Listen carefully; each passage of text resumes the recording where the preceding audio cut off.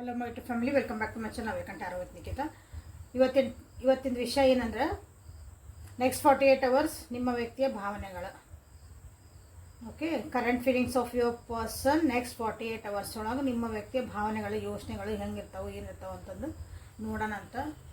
ಅದ್ರ ಜೊತೆಗೆ ಅಲೈನ್ ಆಗ್ಬೇಕಂದ್ರೆ ನಿಮ್ಮ ವ್ಯಕ್ತಿದ 3 ಸಲ ಹೆಸರು ಹೇಳ್ಕೊಳ್ರಿ, ವಿಜುವಲೈಸ್ ಮಾಡ್ಕೊಳ್ರಿ, ಅವ್ರ ಫೋಟೋ ಇದ್ರೆ ನೋಡ್ರಿ, ಮೆಸೇಜಸ್ ಇದ್ರೆ ನೋಡ್ರಿ. ಡೀಪ್ ಬ್ರೀದ್ ಮಾಡಿ ಇಲ್ಲೇ ಎನರ್ಜಿ ಜೊತೆಗೆ ನೀವು connect agri. Okay, let us start the reading. Connect ಆಗಿರಿ ಅನ್ಕೊತಾನೆ. ನಿಮ್ಮ ವ್ಯಕ್ತಿಯ ಭಾವನೆಗಳು ನೆಕ್ಸ್ಟ್ 48 ಅವರ್ಸು, ಯೋಚನೆಗಳು ನಿಮ್ಮ ವ್ಯಕ್ತಿಗೆ ಏನೈತಿ ಅಂತ ನೋಡ್ತಿದ್ದೀವಿ ಇಲ್ಲಿ. Okay,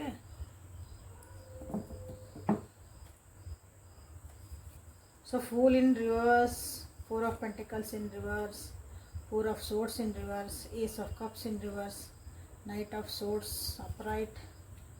Okay, 7 of Swords upright. So ನಿಮ್ಮ ವ್ಯಕ್ತಿ 5 of Swords ಇಲ್ಲಿ ಬಂದೈತಿ. ಓಕೆ, ಸೊ ನೆಕ್ಸ್ಟ್ 48 ಅವರ್ಸ್ ಒಳಗೆ ನಿಮ್ಮ ವ್ಯಕ್ತಿ ನಿಮ್ಗೆ ಏನಾದರೂ ಒಂದು ಮ್ಯಾನಿಪುಲೇಷನ್ ಮಾಡೋಕೆ ಟ್ರೈ ಮಾಡ್ಬೋದು ನೋಡ್ರಿ. ಮ್ಯಾನಿಪುಲೇಷನ್ ಮಾಡೋಕ್ಕಂತಂದ್ರೆ ಅವ್ರ ಕೆಲಸ ಮಾಡ್ಕೋಬೇಕಂದಾಗ ನಿಮ್ಮನ್ನ ಏನೋ ಒಂಥರ ಮೈಂಡ್ ವಾಶ್ ಮಾಡ್ಬೋದು, ನಿಮಗೇನೋ ಹೇಳ್ಬೋದು, ಅಂದರೆ ಎಮೋಷನಲ್ ಬ್ಲ್ಯಾಕ್ ಮೇಲ್ ಮಾಡ್ಬೋದು. ಆ ರೀತಿ ಮಾಡುವಂಥ ಎನರ್ಜಿ ಇಲ್ಲೇ ಕಾಣ್ತಾ ಐತಿ ನೆಕ್ಸ್ಟ್ 48 ಅವರ್ಸ್ ಒಳಗೆ. ಓಕೆ, ಸ್ವಲ್ಪ ಮೋಸ ಮಾಡ್ತಾರಂತ ಹೇಳೋಕ್ಕಾಗಲ್ಲ, ಮೋಸ ಮಾಡಿದ್ರು ಮಾಡ್ಬೋದು. ನಿಮ್ಮ ಮನಸ್ಸಿಗೆ ನೋವು ಆಗ್ಬೋದು, ಅಥವಾ ತಮ್ಮ ಕೆಲಸ ಆಗ್ಬೇಕಂದಾಗ ನಿಮ್ಮನ್ನು ತಪ್ಪು ಅಂತ ಹೇಳ್ಬೋದು. ನಿಮ್ಮನ್ನು ತಾವ ಸರಿ ಅನ್ನೋಕೆ ನಿಮ್ಮನ್ನು ತಪ್ಪಸ್ಥಿರಾಗಿ ನಿಂದ್ರಿಸ್ಬೋದು, ಅವರು ತಪ್ಪಿನ ಸ್ಥಾನದಾಗ ನಿಂದ್ರಿಸ್ಬೋದು. ಸೊ ಇಂಥದ್ದೊಂದು ಎನರ್ಜಿ ಇಲ್ಲೇ ಕಾಣ್ತಾ ಐತಿ ನೆಕ್ಸ್ಟ್ 48 ಅವರ್ಸ್ ಒಳಗೆ. So be careful my dear viewers. Okay, emotional blackmail ಮಾಡುವಂಥ ಚಾನ್ಸಸ್ ಐತಿ. ನೀವು ಇಲ್ಲಿ ಬೇಜಾರಾಗಿರಿ, ನೀವು ಬೇಜಾರಾದಾಗ ಅವರು ನಿಮ್ಮನ್ನು ಸಮಾಧಾನ ಮಾಡಲ್ಲ. ನಿಂದ ತಪ್ಪು, ನೀನಾಕೆ ಹಿಂಗೆ ಮಾಡಿದಿ, ಇನ್ನೊಂಚೂರು ನಿಮ್ಮನ್ನು ಕ್ರಿಟಿಸೈಸ್ ಮಾಡೋಕ್ಕೆ ಇಲ್ಲೇ ಟ್ರೈ ಮಾಡ್ತಾರೆ. ಸೊ ನೆಕ್ಸ್ಟ್ 48 ಅವರ್ಸ್ ಒಳಗೆ ಸ್ವಲ್ಪ ಹುಷಾರಾಗಿ ಇರ್ರಿ, ನೀವು ಶಾಣೆನಾಗ್ರಿ.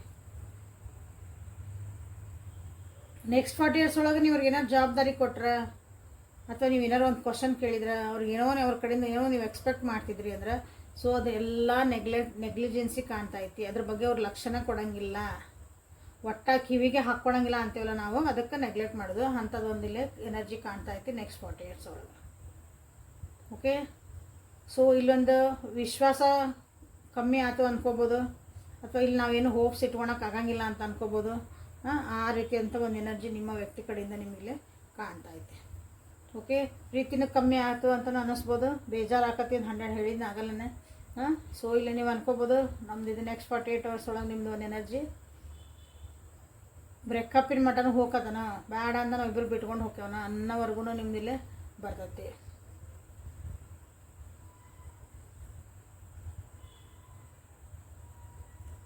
ಹಂಚ್ಕೊಳೋ ವಿಷಯ ಅಂತ ಬಂದಾಗ ಅಂದರೆ ಮನಸ್ಸಿನ ಭಾವನೆಗಳ ಹಂಚ್ಕೋಬೋದು, ನೀವು ದುಡ್ಡು ಹಂಚ್ಕೋಬೋದು, ವಸ್ತುಗಳನ್ನು ಹಂಚ್ಕೋಬೋದು.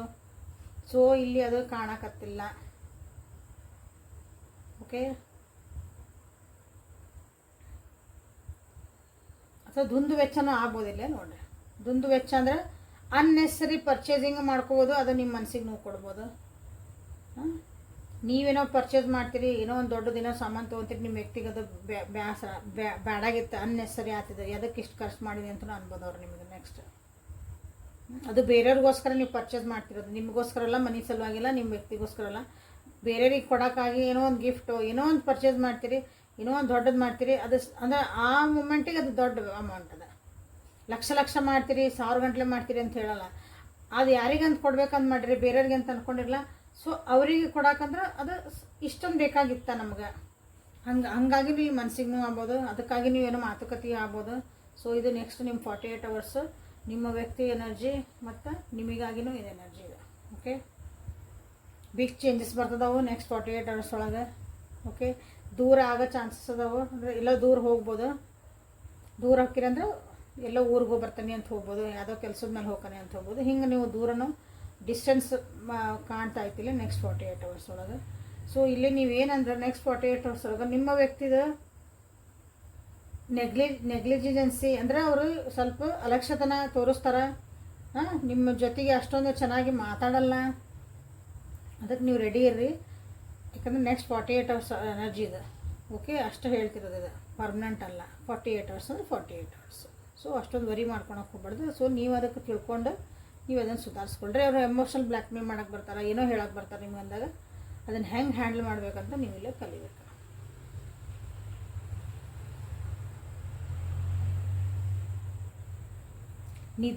ನಿದ್ದಿಗೆಡುವಂಥದ್ದೈತಿ. ಸ್ವಲ್ಪ ಬ್ರೇಕ್ ತೊಗೊಳೋದಂತ. ಬ್ರೇಕ್ ಅಂದರೆ ಇನ್ನೊಂದು ಬ್ರೇಕ್ ತೊಗೋಬೇಕು. ನಿಮ್ಮ ಜೊತೆಗೆ ಭಾಳ ಮಾತಾಡಿ, ನಿಮ್ಮ ಜೊತೆಗೆ ಟೈಮ್ ಸ್ಪೆಂಡ್ ಮಾಡಿ, ನನಗೆ ನಂದೊಂದು ಸ್ಪೇಸ್ ಬೇಕು, ನಾ ಒಂದು ಸ್ವಲ್ಪ ಫ್ರೆಂಡ್ ಜೊತೆ ಹೊರಗೆ ಹೋಗ್ಬಿಡ್ತೀನಿ. ಹಿಂಗೆ ಒಂದು ಎನರ್ಜಿನೂ ಐತಿಲ್ಲ ನಿಮ್ಮ ವ್ಯಕ್ತಿದೆ. ಓಕೆ, ಹೀಲಿಂಗ್ ಎನರ್ಜಿ ಕಾಣ್ತಾ ಐತಿ. Okay, so next 48 years end of the 48 hours ಬಂದಾಗ ನಿಮಗೂ ಹೀಲಿಂಗ್ ಎನರ್ಜಿ ಕಾಣ್ತಾ ಐತಿ. That is a good thing.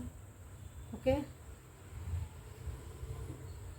ತಮ್ಮನ್ನು ತಾವು ನೋಡ್ಕೊಳಕ್ಕಾಗಿ ನಿಮ್ಮ ವ್ಯಕ್ತಿ ಇಲ್ಲೇ ಸ್ವಲ್ಪ ಲಕ್ಷ್ಯ ಕೊಟ್ಕೊತಾರೆ. ತಮ್ಮ ಸೆಲ್ಫ್ ಕೇರ್ ಮಾಡ್ಕೊಳಕ್ಕಾಗಿನೂ ಸ್ವಲ್ಪ ಲಕ್ಷ್ಯ ಕೊಡ್ತಾರೆ. ಯಾಕಂದರೆ ಅವ್ರು ಹೀಲಪ್ ಆಗಬೇಕು.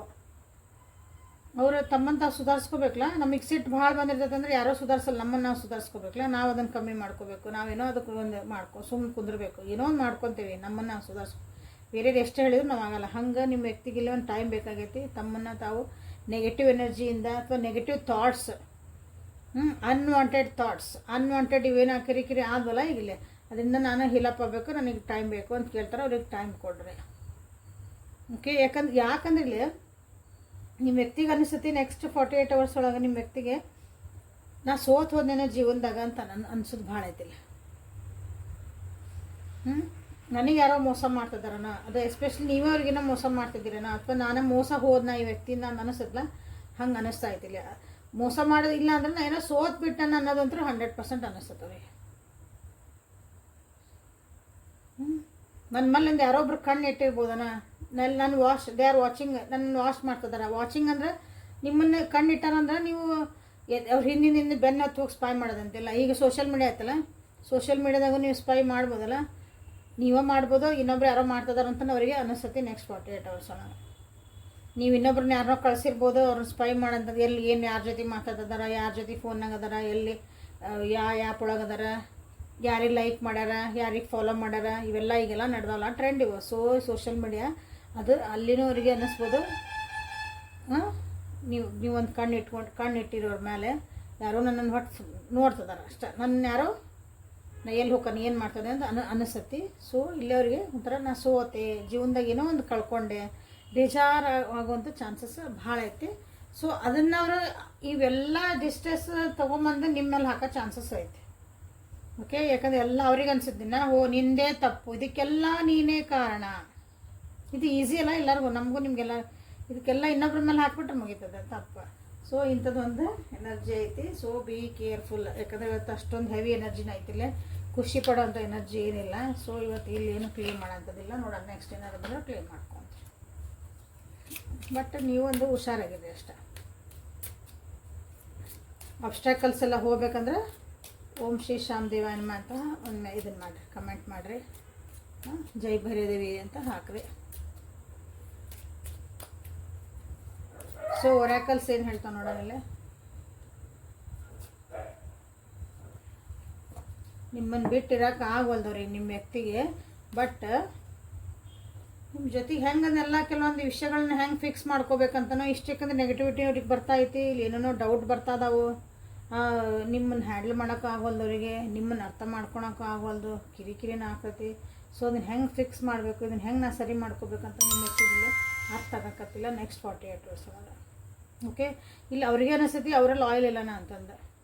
ಇಷ್ಟೆಲ್ಲ ಆಗಿದ್ಮೇಲೆ ಆ ವ್ಯಕ್ತಿನ ನಿಮ್ಮ ಜೊತೆಗೆ ಲಾಯಲ್ ಆಗಿಲ್ಲ, ನಾನು ನಿಮ್ಮ ಜೊತೆಗೆ ಮೋಸ ಮಾಡ್ತದೆ ನನ್ನ ಫೀಲಿಂಗೂ ಬರ್ತದೆ ಆ ವ್ಯಕ್ತಿಗೆ. ಸೊ ಅದು ಗಿಲ್ಟನ್ನು ಫೀಲ್ ಮಾಡ್ಕೊತಾರೆ ನೆಕ್ಸ್ಟ್ 48 hours ಒಳಗೆ.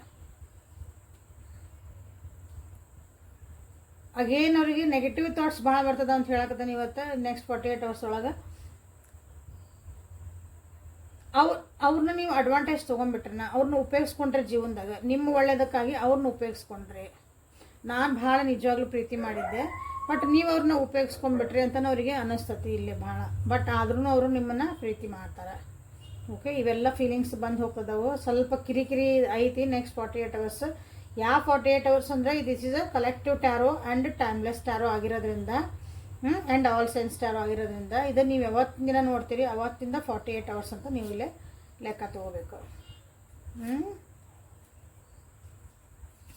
ನಿಮ್ಮ ಒಂದು ಕಿರಿಕಿರಿಗಳು, ನಿಮ್ಮ ಒಂದು ಕ್ವಶನ್ ಆನ್ಸರ್ಗಳು, ನೀವು ಜಗಳ ಮಾಡೋದು, ನೀವು ಒಳ್ಳೇದಕ್ಕೆ ಮಾಡ್ತಿರೋ ಕೆಟ್ಟದಕ್ಕೆ ಮಾಡ್ತಿರೋ, ಬಟ್ ಆ ವ್ಯಕ್ತಿಗೆ ಅನಿಸ್ತೈತಿ ಅದು ನಮ್ಮ ರಿಲೇಷನ್ಶಿಪ್ಪಿಗೆ ನಮ್ಮ ಸಪ್ರೇಷನ್ನಿಗೆ ಕಾರಣ, ನಮ್ಮಿಬ್ಬರ ಮಧ್ಯೆ ಕಿರಿಕಿರಿ ಮಾಡ್ಕೊಳಕ್ಕೆ ಇದೇ ಕಾರಣ ಅಂತ ಅವ್ರಿಗೆ ಅನಿಸ್ತೈತಿ. ನಿಮ್ಮ ಜಗಳ ಅದು ನೀವೇನಕ್ಕೆ ಒಂದು ಕ್ವಶನ್ ಆನ್ಸರ್ ಕೇಳ್ತೀರಿ, ಒಂದು ಕ್ಲಾರಿಫಿಕೇಷನ್ ನೀವು ಕೇಳ್ತೀರಿ, ಬಟ್ ಆ ವ್ಯಕ್ತಿಗದು ಜಗಳ ಅಂತ ಅನಿಸ್ತೈತಿ.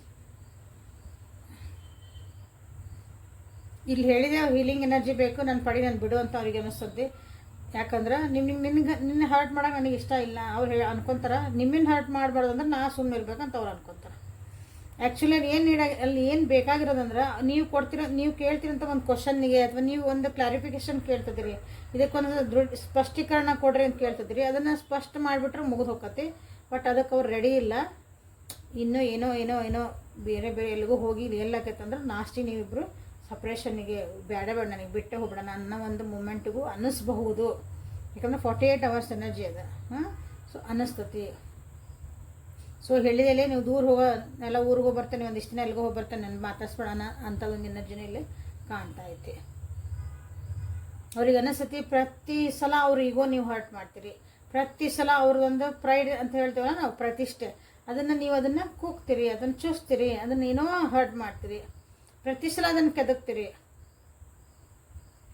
ನೀವೇನೋ ಒಂದು ಕ್ವಶನ್ ಏನೋ ಒಂದು ಕೇಳ್ತೀರಿ, ನೀ ಹಿಂಗ್ಯಾಕೆ ಮಾಡಿದಿ ಅಂದ್ರೆ ನಿಂಗೆ ಎಷ್ಟು ಸಲ ಹೇಳ್ತಾನೆ ಬರೀ ಇದನ್ನ ಮಾಡ್ತೀನಿ, ನಿನಗೆ ಅರ್ಥ ಆಗಲ್ಲನ, ನಿನ್ನ ಬುದ್ಧಿನ ಹಿಂಗನ, ನೀನು ಹಿಂಗೆ ಬೆಳೆದು ಬಂದಿಯನ, ನಿನಗೆ ಯಾವ್ದು ಅದನ್ನ ಹೇಳ್ಕೊಟ್ಟಾರನ, ಹೀಗೆಲ್ಲ ಅಂದ್ಕೊಳ್ಳಿ ಅವ್ರು ಈಗೋ ಹರ್ಟ್ ಆಕತಿ. ಇವು ನಾ ಹೇಳಿದ ಸ್ವಲ್ಪ ಉದಾಹರಣೆಗಳಷ್ಟೇ, ಇವು ಎಕ್ಸಾಕ್ಟ್ಲಿ ಹಿಂಗೆ ಹೇಳ್ತಿರಲ್ಲ, ಈ ಟೈಪ್ ಏನಾದರೂ ಹಿಂಗೆ ಹೇಳಿದ್ರಿ ಅಂದ್ರೆ ನಿಮ್ಮ ವ್ಯಕ್ತಿದ ಒಂದು ಪ್ರತಿಷ್ಠೆಗೆ ಪೆಟ್ಟು ಬೀಳ್ತೈತಿ, ಅವ್ರದ್ದು ಒಂದು ಈಗೋ ಅಹಂಕಾರಕ್ಕೆ ಪೆಟ್ಟು ಬೀಳ್ತೈತಿ. ಸೊ ಹಾಗಾಗಿನೂ ಈ ನೆಕ್ಸ್ಟ್ 48 ಅವರ್ಸ್ ಒಳಗೆ ಹೆವಿ ಎನರ್ಜಿ ಐತಿ, ಬೇಜಾರ ಅಂದರೆ ಬೇಜಾರ ನೆಗೆಟಿವಿಟಿ ಐತಿ. So please be careful my viewers.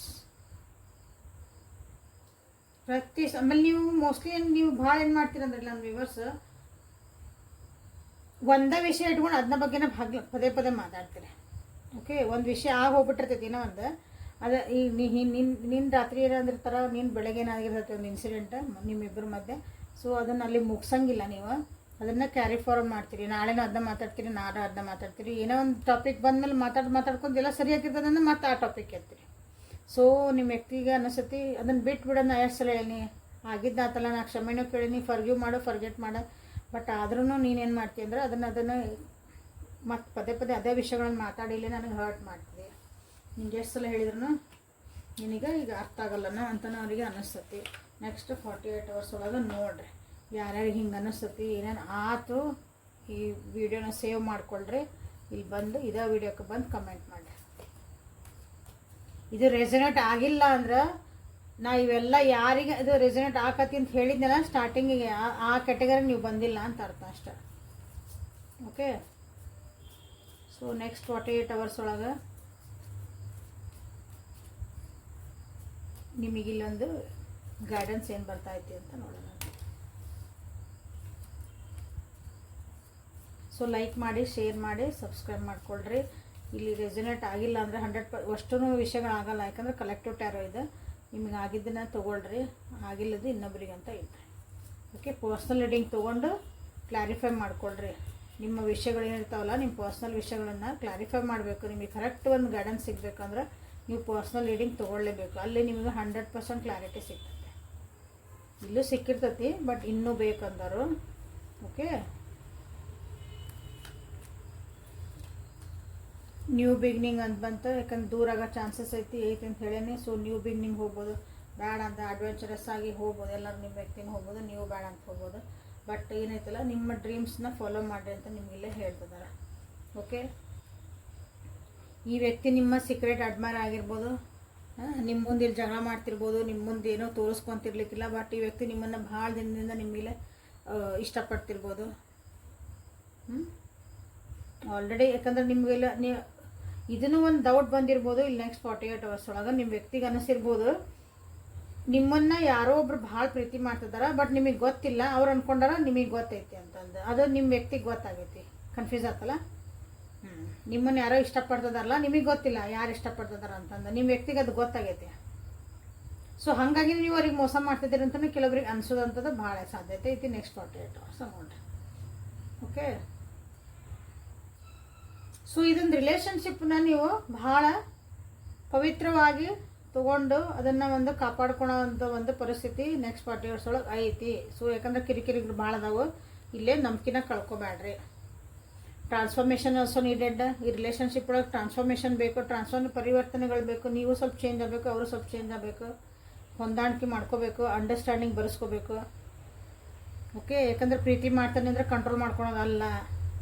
ಯಾರು ಹೆಂಗದಾರ ಹಂಗೆ ಆಕ್ಸೆಪ್ಟ್ ಮಾಡ್ಕೊಳೋದು. ನಿನ್ನ ಖುಷಿ ಒಳಗೆ ನನ್ನ ಖುಷಿ, ನನ್ನ ಖುಷಿ ಒಳಗೆ ನಿನ್ನ ಖುಷಿ ಅಂತ ಯಾರು ಅನ್ಕೊತಾರೆ, ಒಬ್ರಿಗೊಬ್ರು ಪೂರಕವಾಗಿರ್ತಾರೆ. That becomes a wonderful relationship. ಇಲ್ಲೇ ಅದನ್ನು ನೀವು ಅಳವಡಿಸ್ಕೋಬೇಕಾಕತಿ ಅಂತ ನಿಮಗಿಲ್ಲೇ ಹೇಳ್ತಿದ್ದಾರೆ. ಈ ವಿಷಯ ಒಳಗೆ ಕೆಲವೊಂದು ಸಲ ನಮ್ಮ ಕೈಯಾಗ ಏನು ಇರಂಗಿಲ್ಲಲ್ಲ. ನಾವು ಏನು ಮಾಡಬೇಕು ಇಂಥ ಪರಿಸ್ಥಿತಿ ನಿಮಗಿಲ್ಲೇ ಗೊತ್ತಾಗಲ್ಲ. ಅಂಥ ಹೊತ್ತಿನಾಗ ನೀವು ಏನು ಮಾಡ್ಬೇಕಂದ್ರೆ ಜಸ್ಟ್ ಸರೆಂಡರ್ ಆಗ್ರಿ. ಅದು ಏನು ಬಂತು ಅಥವಾ ಆ ಮೂಮೆಂಟ ನಿಮ್ಮ ಮನಸ್ಸಿಗೆ ಏನು ಅನ್ನಿಸ್ತದೋ, ನಿಮ್ಮ ಇಂಟ್ಯೂಷನ್ಸ್ ಏನು ಹೇಳ್ತದವ ಅದನ್ನು ನೀವು ಇಲ್ಲೇ ಕೇಳ್ರಿ ಅಂತ ನಿಮ್ಗೆ ಹೇಳ್ತಿದ್ದಾರೆ. ಯಾಕಂದ್ರೆ ಮನಸ್ಸು ಯಾವಾಗಲೂ ಕರೆಕ್ಟ್ ನಿಮಗೆ ದಾರಿ ತೋರಿಸುತ್ತೆ ಅಂತ ಇಲ್ಲಿ ಹೇಳ್ತಿದ್ದಾರೆ. ಓಕೆ, ಇಲ್ಲಿ ಭಾಳ ಜನರಿಗೆ ನ್ಯೂ ಬಿಗಿನಿಂಗು ಸ್ಟಾರ್ಟ್ ಆಗ್ತದವು. ನ್ಯೂ ಬಿಗಿನಿಂಗ್ ಅಂದರೆ ರಿಲೇಷನ್ಶಿಪ್ನೂ ಇರ್ಬೋದು, ಅಥವಾ ನಿಮ್ಮ ಜೀವನದೊಳಗೆ ನನಗೆ ಯಾವ ರಿಲೇಷನ್ಶಿಪ್ಪು ಬೇಕಾಗಿಲ್ಲ, ನಾನು ಹೊಸದಾಗಿ ನಂದು ಜಾಬಿಗೆ ಹುಡ್ಕಾಕತ್ತಿದ್ದೆ, ನಾನು ಇನ್ನೊಂದಿನ ಮಾಡಾಕತ್ತಿದ್ದೆ. ಸೊ ನಾನು ಹೊಸದಾಗಿ ನನ್ನ ಜೀವನ ಸ್ಟಾರ್ಟ್ ಮಾಡ್ಕೊತೀನಿ, ಹೊಸ ವಿಷಯ ಕಡೆ ನಾನು ಗಮನ ಕೊಟ್ಕೊತೀನಿ ಅಂತ ನಿಮಗೆ ಅನ್ನಿಸ್ಬೋದು ನೆಕ್ಸ್ಟ್ 48 hours ಒಳಗೆ. So this is a heavy energy. So Shri ಶ್ಯಾಮ್ಜಿನ ನೆನೆಸ್ರಿ, ಭೈರವಿ ನೆನೆಸಿ ನಿಮಗಿಲ್ಲೇ ಕ್ಲೇಮ್ ಮಾಡ್ಕೊರಿ ಎನರ್ಜಿನ. ಸೊ ಇಲ್ಲಿ ಮುಗಿಸ್ತಾನೆ. ಇದು ಭಾಳ ಹೆವಿ ಐತಿ ಇವತ್ತು energy. Thank you for being with me. Awaken tarot with Nikhita. ನಾಳೆ ಮತ್ತು ಹೊಸ ರೀಡಿಂಗ್ ಜೊತೆಗೆ ನಿಮ್ಮ ಬೆಟ್ಟಕನೆ. ಅಲ್ಲಿವರೆಗೂ take care of your self and be happy always. God bless you all. Like, share and subscribe.